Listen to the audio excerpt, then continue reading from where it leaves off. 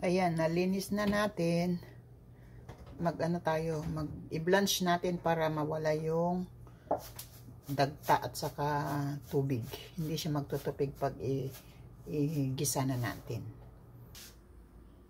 Ayan, magpapakulo tayo ng tubig, may luya at saka may asin para ilagay natin yung pusit.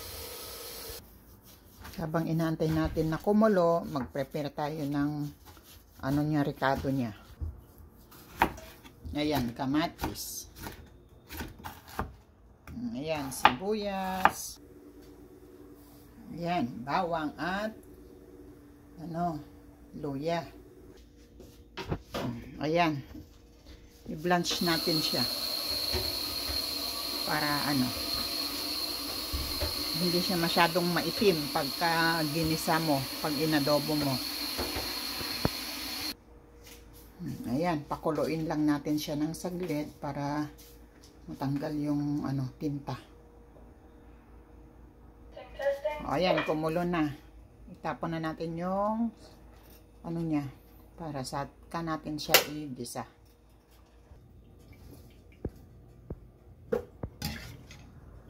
Kiburod mo mamin pinsan.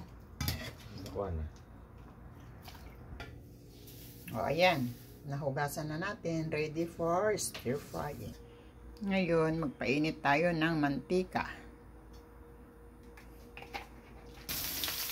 Ngayon, igisa natin yung sibuyas, bawang, at saka luya.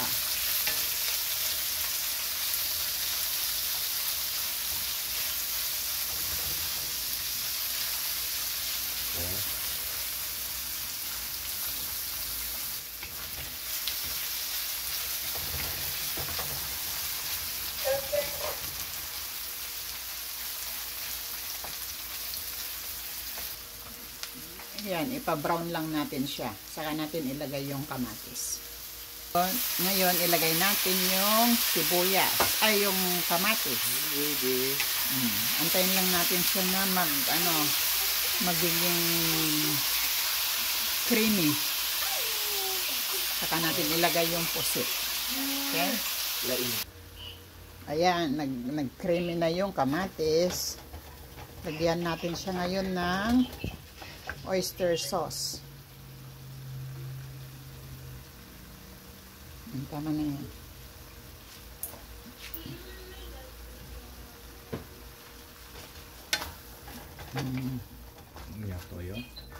Tama na yan. Ha? May lasa na yan. Ilagay na natin yung lagyan natin ng konting asukal para maging balance. Asin.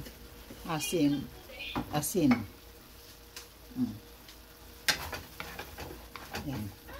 Okay na yan. Ilagay na natin yung pusit.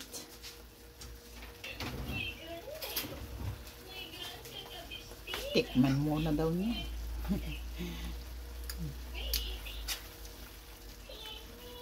Alat. Anong kulang? Oyster sauce. Lagyan mo ng oyster sauce. Oyster sauce. Kasi may asin na yun eh. Lagay mo muna sana yun. Walang daw. Kasi kung ang asawa ko magtitimpla, talagang mas matapang.